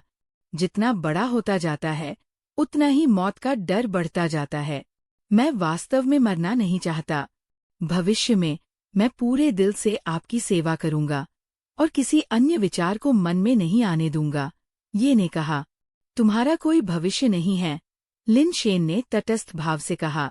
ये सुनकर यी का चेहरा पूरी तरह बदल गया और वह चिल्लाने की कोशिश करने लगा, मिस्टर लिन शेन, आप लिन परिवार के सदस्य हैं। आप अपनी बात से पीछे नहीं हट सकते। इससे पहले कि वह अपनी बात पूरी कर पाता, मौत के पाउडर की पूंछ ने उसके माथे को बुरी तरह से छेद दिया और उसके सिर में घुस गई। ये की तुरंत मृत्यु हो गई। उसकी आंखें अकल्पनीय सीमा तक फैल गईं। उसकी आंखें पूरी तरह खुली हुई ही मर गई। ये ने कभी नहीं सोचा था कि आमतौर पर खुशमिजाज और आनंद चाहने वाले लिन शेन इतने निर्दयी होंगे। नहीं, उन्होंने उम्मीद की थी कि लिन परिवार का कोई सदस्य अपना वादा तोड़ देगा। मैंने कभी भी तुम्हें न मारने पर सहमति नहीं जताई थी, और अगर मैं ऐसा करता भी तो मैं तुम्हें जीवित नहीं रहने देता। तुम मेरे लिए बहुत बड़ा खतरा हो। अगर आश्चर्य का तत्व न होता तो मुझे तुम्हें हराने का कोई भरोसा नहीं होता। तुम्हें एक मौका देना खुद को मरने के लिए भेजना होता, और मैं मरना नहीं चाहता, लिन शेन ने कहा, और वह ये की लाश को खोजने के लिए झुका और उसके पास जो कुछ भी था उसे ले गया। उसे अपने दिल में बहुत घृणा महसूस हुई, लेकिन उस समय जीवित रहना किसी भी चीज से अधिक महत्वपूर्ण था। बहुत जल्द ही लिन शेन ने ये से सब कुछ छीन लिया। एक मिश्र धातु लघु ब्लेड, एक crystal base green leaf blade, 2 मिश्र धातु पेट कैप्सूल और 3 कैप्सूल कुंजिया। 2 चाबियां स्पष्ट रूप से पेट कैप्सूल के साथ उपयोग के लिए थी, जबकि तीसरी चाबी क्रिस्टल बेस लेवल की थी, जो सिट्रीन की तरह स्पष्ट और पारदर्शी थी तथा जिसका हैंडल हृदय के आकार का था। अजीब बात है, केवल एक चाबी क्यों है लेकिन कोई कैप्सूल नहीं है? लिन शेन ने आश्चर्य से ये की लाश पर एक और नजर डाली। लिन शेन ने शव को 1-2 बार पलटा, यहाँ तक कि कपड़ों के किनारों के अंदर भी ध्यान से महसूस किया, लेकिन उसे कोई छिपा हुआ पेट कैप्सूल नहीं मिला। वास्तव में ये के शरीर पर क्रिस्टल बेस पेट कैप्सूल नहीं था, और ऐसा इसलिए नहीं था कि उसके पास इसका उपयोग करने का समय नहीं था। आमतौर पर लोग चाबी छिपा देते हैं और केवल अपने पालतू जानवरों को ही बाहर ले जाते हैं, ताकि उनके पालतू जानवरों के छीने जाने का जोखिम न रहे। कैप्सूल के बिना सिर्फ चाबी ले जाने का क्या फायदा है? लिन शेन ने भौहें सिकोड़ी और सोचा। उस समय ये समझ पाने में असमर्थ होकर उसने चाबी बाद के लिए रख दी। यी के 2 मिश्र धातु पालतू जानवरों में भारी कवच जानवर जिस पर वो सवार था और गेल उल्का लौह निगल शामिल थे। भारी कवच जानवर, मिश्र धातु प्राणी, आधार परिवर्तन प्रतिभा, स्विफ्ट/स्वेलो रिटर्न। भारी कवच वाला जानवर इतना तेज नहीं था कि वो सफेद सोने वाले जानवर को पकड़ सके, इसलिए जब वो लिन शेन का पीछा कर रहा था तो ये ने उसे वापस खींच लिया। ये प्राणी मोटी चमड़ी और क्रूर ताकत वाला था, जो एक मजबूत ढाल के रूप में काम करने या आगे की टोह लेने के लिए अच्छा था। हालांकि गेल मेट्योर आयरन स्वेलो उतना मजबूत नहीं था, लेकिन इसके अन्य गुण काफी अच्छे थे। इसके अलावा इसकी दोहरी प्रतिभाएं प्रभावशाली थी। स्विफ्ट/ ने इसे गति को विनाशकारी शक्ति में बदलने की अनुमति दी, जो कुछ हद तक इसकी ताकत की कमी की भरपाई करता है। स्वेलो रिटर्न ने मेट्योरिक आयरन स्वेलों को उच्च गति की उड़ान के दौरान अचानक मोड़ लेने में सक्षम बनाया, जिससे विरोधियों को आश्चर्य हुआ। ये द्वारा मारे गए व्हाइट गोल्ड बीस्ट के बाद हेवी आर्मर बीस्ट एक उपयुक्त सवारी होगी और गेल मेट्योर आयरन स्वेलो एक अच्छा सहायक होगा। धमाका! घाटी की ओर से अचानक तेज आवाज आई, जैसे कुछ विस्फोट हो गया हो। कुछ देर सोचने के बाद लिन शेन ने अपनी चीजें इकट्ठी की और चुपके से युद्ध के मैदान में पहुंच गया। उसने अभी भी मौत का पाउडर अपने कपड़ों के भीतर रखा हुआ था और उसे अपने शरीर के चारों ओर लपेट रखा था। जब लिन शेन चुपके से घाटी के मुहाने पर लौटा और अंदर झांका, तो उसने पाया कि वहां कोई नहीं बचा था। केवल कुछ तंबू ही बचे थे और जलती हुई अलाव अभी तक बुझी नहीं थी। हाल ही में हुई लड़ाई के स्थल पर अब 10 मीटर से अधिक व्यास का एक बड़ा गड्ढा हो गया है, जिसके आसपास कई शव बेतरतीब ढंग से बिखरे पड़े हैं। लिन शेन ने कुछ देर तक निरीक्षण किया और फिर उल्कापिंड लॉ निगल को आगे का पता लगाने के लिए बुलाया। उसने पाया कि टेंट खाली थे और बाकी सभी का ठिकाना अज्ञात था। कोई खतरा न देखकर लिन शेन ने सावधानीपूर्वक पास जाकर शवों की जांच की, जिनमें न तो बाई शेनफेई थे और न ही वेई वुफू, केवल क्यूई और वांग परिवारों के बेस म्यूटेटर थे। क्या हुआ है? सभी लोग क्यों गायब हो गए हैं? और ये बड़ा गड्ढा किस लिए है? लिन शेन ने आश्चर्य से पूछा। तंबुओं के अंदर बहुत सारी रसद और सामान था, जिससे पता चलता था कि उनका प्रस्थान बहुत जल्दबाजी में किया गया था। बहुत सी चीजें बिना एकत्र किए ही पीछे छूट गई थी। घाटी के गहरे हिस्से की ओर जाने वाली जमीन पर अव्यवस्थित पैरों के निशान और खुरों के निशान देखे जा सकते थे, जो ये संकेत देते थे कि वे घाटी में और आगे बढ़ गए थे। क्या वे किसी का पीछा कर रहे थे या किसी चीज ने उन्हें अंदर की ओर खींचा था? लिन शेन ने एक पल के लिए सोचा, फिर खुद ही उनका पीछा करने और देखने का फैसला किया। उन्होंने भारी कवच वाले जानवर को बुलाया, सुपरसोनिक गनमैन को आगे रखा तथा उल्कापिंड लौह निगल को बहुत आगे तक देखा। छाया में घात लगाए बैठे आसपास के बेस वेरिएंट प्राणियों से बचने के लिए उसने बहुत तेजी से आगे बढ़ने की हिम्मत नहीं की। कुछ ही समय में उसने जमीन पर कई बेस वेरिएंट प्राणियों की लाशें देखीं, जिनमें से बेस म्यूटेशन द्रव निकाला नहीं गया था। लिन शेन ने उन शवों पर लगे घावों की जांच की और फिर उनका पीछा करना जारी रखा। बीच बीच में बेस वेरिएंट प्राणियों की लाशें देखी जा सकती थीं, फिर भी एक भी व्यक्ति दिखाई नहीं देता था। नहीं जीवित बेस वेरिएंट प्राणियों के कोई संकेत थे। घाटी बहुत लंबी थी और जब तक आकाश चमकना शुरू नहीं हुआ तब तक वो घाटी के अंत तक नहीं पहुंच पाया था। लेकिन फिर भी बाई शेनफेई और अन्य लोगों का कोई पता नहीं था। जैसे जैसे आकाश में धीरे धीरे रोशनी बढ़ने लगी, लिन शेन ने दूर तक देखा, जहां एक सतत पर्वत श्रृंखला उभरी हुई थी। लेकिन राजसी और रहस्यमयी गॉड पर्वत कहीं दिखाई नहीं दे रहा था। लॉकी पर्वत इतना भव्य है कि इसे घाटी के प्रवेश द्वार से स्पष्ट रूप से देखा जा सकता है, तो मैं इसे यहाँ क्यों नहीं देख सकता? लिन शेन की उलझन और गहरी हो गई। पर्वत श्रृंखला के बीच में कई रास्ते थे, लेकिन शुक्र है कि जमीन पर खुरों के निशान थे और लिन शेन ने उन पगडंडियों का अनुसरण किया। पहाड़ों में कई धातु संयंत्र थे और यहाँ तक कि ऊंचे पेड़ भी थे जो स्टील से बने हुए प्रतीत होते थे, जो स्टील के जंगल जैसा दिखता था। इनमें सबसे अधिक प्रचलित वृक्ष लाल मेपल के समान थे, जिनकी पत्तियां लाल तांबे के रंग की थीं, जो 7 या 8 मीटर ऊंचे वृक्षों को ढके हुए थीं। पर्वत श्रृंखला के मोड़ों और घुमावों से होकर खुरों के निशानों का अनुसरण करते हुए लिन शेन ये देखकर चौंक गया कि 2 से 3 घंटे के बाद वो वापस घाटी में आ गया था। कितना अजीब है! लिन शेन और भी हैरान हो गया। उसे यकीन था कि उसने बाई शेनफेई और बाकी लोगों को वापस आते हुए देखे बिना ही खुरों के निशानों का पीछा किया था, तो वह आखिर कैसे वापस शुरुआत में आ गया? शायद लॉकी पर्वत यही होना चाहिए, केवल मैं इसे नहीं देख सकता। उनके साथ डार्क बर्ड है, इसलिए वे पहले ही लॉकी पर्वत में प्रवेश कर चुके होंगे। लिन शेन ने तर्क दिया, ये निष्कर्ष निकालते हुए कि ये एकमात्र संभावना थी। दुर्भाग्य से डार्क बर्ड के बिना, भले ही वो गॉड माउंटेन में प्रवेश करना चाहता था, उसे रास्ता नहीं मिल सका। आखिर इतना विशाल पर्वत कैसे छिपा हुआ है? ये वास्तव में समझ से परे है। लिन शेन ने एक बार फिर पर्वत श्रृंखला में उन्हें खोजने की कोशिश की, लेकिन कुछ न मिलने पर वह फिर से घाटी में वापस आ गया। इससे भी अजीब बात ये थी कि पहाड़ों के भीतर बेस वेरिएंट जीवों का कोई निशान नहीं पाया जा सका। सैद्धांतिक रूप से म्यूटेशन पॉइंट के पास का क्षेत्र बेस वेरिएंट जीवों से भरा होना चाहिए। यहाँ सब कुछ काफी डरावना लग रहा था। इसे भूल जाओ, मेरी ताकत सीमित है।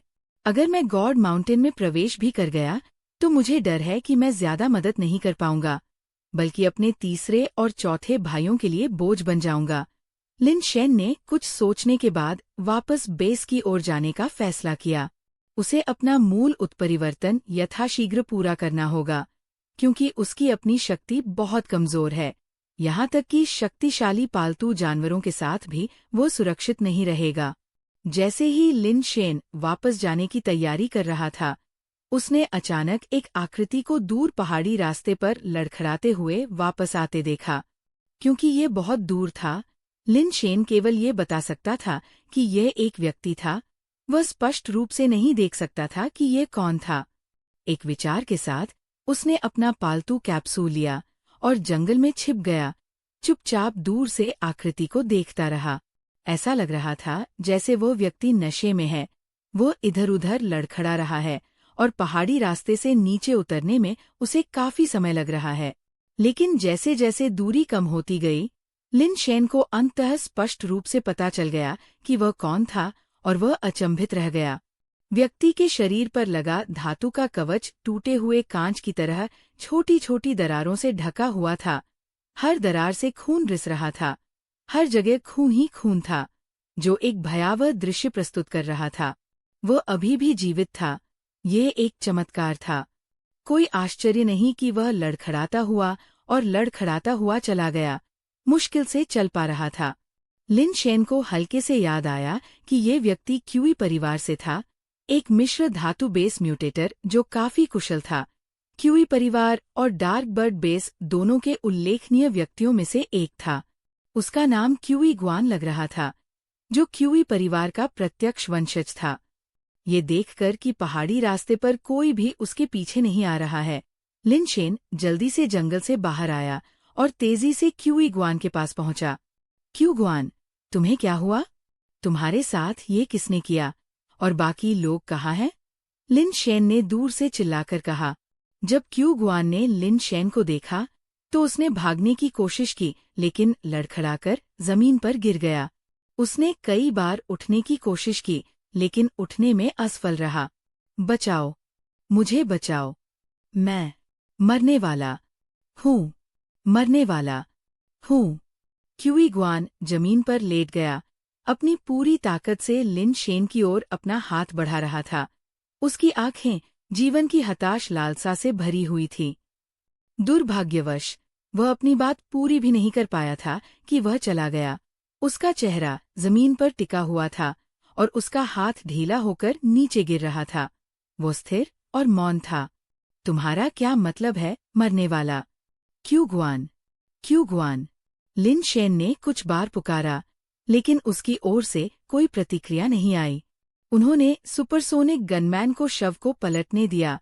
खून के कारण जमीन पर खून के रंग का मानव जैसा निशान पड़ गया था। ऐसा लग रहा था कि वो वास्तव में बच नहीं पाएगा। लिन शेन उसके पास गए और उसकी नाड़ी और श्वसन की जांच की, लेकिन वह पहले ही मर चुका था। लिन शेन ने अपने शरीर को ढकने वाले धातु के कवच की बारीकी से जांच की। अनगिनत दरारें कांच की तरह थीं, जिन्हें जीवित रहते हुए कुचल दिया गया था। उसने सोचा कि किस तरह की ताकत ने उसे इतना नुकसान पहुंचाया होगा। अचानक लिन शेन ने देखा कि उसके दूसरे हाथ में कुछ ऐसा था, मानो वह किसी चीज को पकड़े हुए हो। यहाँ तक कि मृत्यु के बाद भी उसकी उंगलियां उस चीज को कसकर पकड़े हुए थी। लिन शेन नीचे बैठ गया और हाथ खोलने की कोशिश की, लेकिन वह उसे हिला नहीं सका। उसने यी का छोटा ब्लेड निकाला और उंगलियां तोड़ने के बाद अंततः उसे पता चला कि हाथ में क्या था। घड़ी? लिन शेन कुछ हैरान हुआ। उसने सोचा था कि क्यू ग्वान ने जो कुछ भी मौत के बाद पकड़ा होगा, वह कोई कीमती चीज होगी। उसने उम्मीद नहीं की थी कि वो घड़ी होगी, और वह सस्ती डिजिटल घड़ी जैसी दिख रही थी। पट्टा, केस और डायल सभी काले रंग के थे, तथा डायल पर केवल सफेद संख्याएं प्रदर्शित थीं। क्या ये हो सकता है कि ये घड़ी क्यू ग्वान के लिए विशेष भावनात्मक मूल्य रखती हो? अगर मुझे मौका मिले तो मैं इसे उसके परिवार को लौटा सकता हूँ। लिन शेन ने घड़ी उठाई और देखा कि प्रदर्शित समय बंद था। 12:07। क्या ये घड़ी टूट गई है? लिन शेन ने आसमान की ओर देखा। अभी अंधेरा नहीं हुआ था, तो आधी रात कैसे हो सकती है? जैसा कि लिन शेन ने देखा, घड़ी पर समय लगातार चलता जा रहा था। जल्द ही घड़ी पर समय 0 पर रीसेट हो गया और अचानक घड़ी के अंदर से एक आवाज आई। उपयोगकर्ता की मृत्यु की पुष्टि हो रही है। नए उपयोगकर्ता का पता चला है। बाइंडिंग सफल। टेलीपोर्ट उल्टी गिनती शुरू हो रही है। 10, 9, 8। घड़ी का समय 12:10 हो गया और सेकंड के हिसाब से उल्टी गिनती शुरू हो गई। क्या बकवास है। लिन शेन ने जल्दी से घड़ी फेंक दी। जमीन पर गिरी घड़ी ने उल्टी गिनती जारी रखी और लिन शेन ने सहज रूप से खुद को उससे दूर करते हुए पीछे हट गया। लेकिन जैसे ही घड़ी की उल्टी गिनती 0 पर पहुंची, लिन शेन को लगा कि उसकी आंखों के सामने का दृश्य अचानक विकृत हो गया है। आकाश, पहाड़, पेड़, फूल, पृथ्वी, सभी लिन शेन की दृष्टि में एक साथ मुड़ गए, तेजी से घूम रहे थे। और चक्कर आने के बाद उसने अपने शरीर में अचानक भारीपन महसूस किया, जैसे कि वह 1000 पाउंड का वजन सहन कर रहा हो, और अनियंत्रित रूप से जमीन पर गिर गया। लिन शेन ने अपने हाथों को जमीन पर दबाया और बहुत प्रयास के साथ धीरे धीरे खड़ा हुआ। वजन की अनुभूति के कारण उसके लिए खड़ा होना भी मुश्किल हो गया था। उसके पैरों की कांपती हुई मांसपेशियां उसे ऐसा महसूस करा रही थी मानो वे किसी भी क्षण टूट जाएंगी और उसे एक बार फिर जमीन पर गिरा देंगी। आखिर ये क्या स्थिति है? लिन शेन की नजर वहीं जम गई। उसके सामने पहाड़ और घाटियां कहाँ थीं? इसके बजाय उसका स्वागत सफेद रेतीले समुद्र तट और नीले समुद्र ने किया। आसपास के समुद्र तट पर दर्जनों सफेद स्टील बॉडी वाले जीव पड़े थे, जिनके शरीर पर स्टील के कांटे लगे हुए थे और जिनका आकार चक्की के पत्थर के समान था। वे समुद्र तट पर पड़े हुए पता नहीं क्या कर रहे थे। लिन शेन की अचानक उपस्थिति से सैकड़ों स्टील थॉर्न कछुओं ने अपना सिर उसकी ओर घुमाया। उनकी निगाहें एक समान रूप से उसके व्यक्तित्व पर केंद्रित थी। लिन शेन ने गहरी सांस ली। सहज रूप से अपनी आंखों को रगड़ने के लिए अपना हाथ उठाना चाहा, ताकि ये सुनिश्चित हो सके कि वह मतिभ्रम नहीं कर रहा है, लेकिन उसका हाथ उठाना पहले की अपेक्षा कई गुना अधिक कठिन हो गया था तथा उसकी गति और विचारों के बीच विलंब हो रहा था। इससे पहले कि उसका हाथ उसकी आंखों को छूता, लिन शेन को एहसास हुआ कि उसने अपनी बाई कलाई पर वो काली डिजिटल घड़ी पहनी हुई थी। लिन शेन की पहली प्रतिक्रिया घड़ी को हटाने के लिए हाथ बढ़ाना था। जैसे ही उसकी उंगलियां पट्टा को छूतीं, उसे घड़ी से फिर से ठंडी इलेक्ट्रॉनिक संश्लेषित आवाज सुनाई देती। टेलीपोर्ट कूलडाउन पूरा नहीं हुआ है। टेलीपोर्टर को जबरन हटाने से टेलीपोर्टेशन फिर से सक्रिय हो जाएगा और उपयोगकर्ता को इस प्रक्रिया के दौरान अपूरणीय क्षति होगी। लिन शेन का हाथ तुरंत रुक गया। उसके दिमाग में क्यूई गुआन के शरीर पर लगे भयानक घाव घूम गए। क्या क्यू गुआन की चोटें इस तरह की क्षति के कारण हो सकती हैं? इसी तरह के घावों के डर से लिन शेन ने फिर से घड़ी को छूने की हिम्मत नहीं की। अगर एक अलॉय लेवल म्यूटेटर को इस तरह से घायल किया जा सकता है, तो उसके साथ क्या होगा एक नॉन-बिस म्यूटेटर के साथ? क्या वह बस कीमा बनाया हुआ मांस के ढेर में बदल जाएगा? घड़ी पर समय 71:59 जीवन दिखा रहा था और ये अभी भी घट रहा था। क्या इसका मतलब ये है कि मुझे इस टेलीपोर्टेशन गियर का दोबारा उपयोग करने से पहले 72 घंटे इंतजार करना होगा? लिन शेन ने तर्क दिया। उसके पास आगे सोचने का समय नहीं था, क्योंकि स्टील थॉर्न कछुए एक पल के स्तब्ध संकोच के बाद गुस्से में उसकी ओर रेंगने लगे। उनके हाव-भाव से लग रहा था कि वे लिन शेन को टुकड़े टुकड़े कर देंगे, मानो उसने उनके पूर्वजों की कब्रों को अपवित्र कर दिया हो। लिन शेन भागना चाहता था, लेकिन एक कदम चलने के बाद ही वह रुक गया। उसका पूरा शरीर बोझिल महसूस हो रहा था और वो आगे नहीं बढ़ पा रहा था। लिन शेन ने अपने शरीर पर पालतू चाबी और पालतू कैप्सूल को खोजने की कोशिश की, तथा स्टील थॉर्न कछुओं के उस पर हमला करने से पहले ही वह भारी कवच वाले जानवर को बुलाने में कामयाब हो गया। लिन शेन के नियंत्रण में भारी कवच जानवर ने उसके चेन कवच को काट लिया, उसे उठा लिया और उसे अपनी पीठ पर फेंक दिया। लिन शेन भारी कवच वाले जानवर के ऊपर लेटा हुआ था और अपनी जान बचाने के लिए उसकी गर्दन को पकड़ रहा था। भारी कवच वाले जानवर ने दहाड़ लगाई। उसकी मिश्र धातु से बनी जांघें, जो हाथी के पैरों से भी मोटी थीं, सीधे उस स्टील थॉर्न कछुए पर गिरीं, जो उस पर हमला कर रहा था। क्रैक, क्रंच, स्टील थॉर्न कछुए के स्टील के स्पाइक्स और खोल को सीधे पैरों के नीचे कुचले जाने पर स्टील के टूटने की आवाज गूंजी तथा पारे जैसा तरल पदार्थ बाहर निकला। लिन शेन स्पष्ट रूप से महसूस कर सकता था कि भारी कवच वाला जानवर पहले की तुलना में बहुत धीमा था और वे स्टील थॉर्न कछुए भी उतने तेज नहीं लग रहे थे जितने स्टील के जीव लिन शेन ने अतीत में देखे थे। क्या ये गुरुत्वाकर्षण का मुद्दा है? लिन शेन ने अनुमान लगाया, लेकिन फिर उसने अपनी कलाई पर अपनी घड़ी को कंपन करते हुए महसूस किया। अपनी घड़ी पर नजर डालने पर उसने देखा कि अब उस पर समय नहीं बल्कि प्रवाहित पाठ दिखाई दे रहा था। मारे गए स्टील प्राणी स्टील कांटा कछुआ। मारे गए स्टील प्राणी स्टील कांटा कछुआ। जैसे जैसे भारी कवच वाला जानवर भगदड़ मचाता रहा, घड़ी के मुख पर सूचनाओं की धारें बहती रहीं। स्टील लेवल स्टील थॉर्न कछुओं के एक समूह के भीतर मिश्र धातु स्तर भारी कवच जानवर एक बाघ की तरह था जो भेड़ों के झुंड में प्रवेश कर एकतरफा वध पर उतारू हो गया था। ये जानते हुए कि उनका कोई मुकाबला नहीं है, उन स्टील थॉर्न कछुओं ने फिर भी हताश होकर भारी कवच जानवर पर हमला किया। उनमें से प्रत्येक निडरता से अपनी मौत की ओर भाग रहा था, जैसे कि पुनर्जन्म की जल्दी में हो। भारी कवच जानवर द्वारा एक एक करके मौत के घाट उतार दिया जा रहा था। थोड़ी ही देर में 20 या 30 मर गए। लिन शेन को शुरू में हैरानी हुई कि ये स्टील थॉर्न कछुए भाग क्यों नहीं रहे थे। बेस वेरिएंट जीव मूर्ख नहीं थे, सामान्य जानवर भी भागना जानते थे और बेस वेरिएंट जीवों की बुद्धिमत्ता सामान्य जानवरों से कम नहीं थी। कुछ तो उनसे भी ज्यादा होशियार थे। ये असंभव लग रहा था कि वे भागना नहीं जानते होंगे। लेकिन जब उसकी नजर जमीन पर पड़ी जहां स्टील थॉर्न कछुए लेटे हुए थे, तो उसे तुरंत सब समझ में आ गया।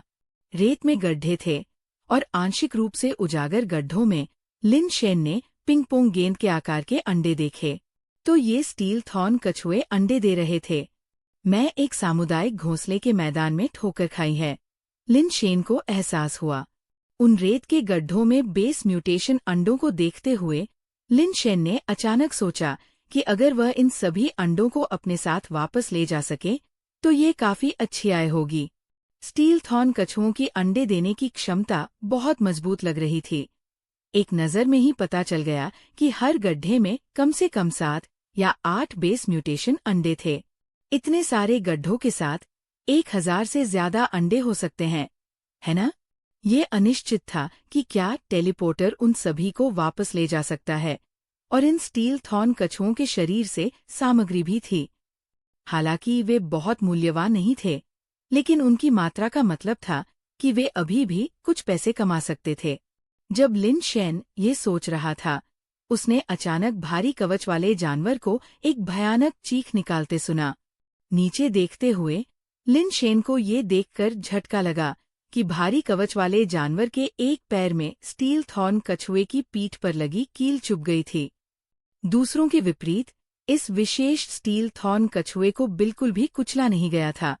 इसके बजाय ये भारी कवच वाले जानवर का पैर था जिसे कछुए की स्टील की कील ने छेद दिया था। क्या हो रहा है? लिन शेन ने फंसे हुए स्टील थॉर्न कछुए को देखा, जो आकार और रूप में सामान्य कछुओं से अलग नहीं लग रहा था। वह भी एक सामान्य कछुआ ही लग रहा था, लेकिन एक स्टील के प्राणी की कील एक मिश्र धातु के प्राणी को कैसे भेद सकती है? लिन शेन ने अनजाने में अपनी घड़ी देखी, इस खास स्टील थॉर्न कछुए के बारे में जानकारी पाने की उम्मीद में, लेकिन उसे कुछ नहीं मिला। इसके बजाय उसे दूसरी जानकारी दिखी। उपयोगकर्ता अपरिवर्तित निम्न जीवन रूप। जीव की सैद्धांतिक जीवन सीमा 100 वर्ष। आधार परिवर्तन प्रतिभा कोई नहीं। लिन शेन खुद को खाली आंखों से घूरने से रोक नहीं सका। ये अपरिवर्तित निम्न जीवन रूप, क्या ये मेरा संदर्भ दे रहा है? लेकिन दोबारा सोचने पर यह बात समझ में आई।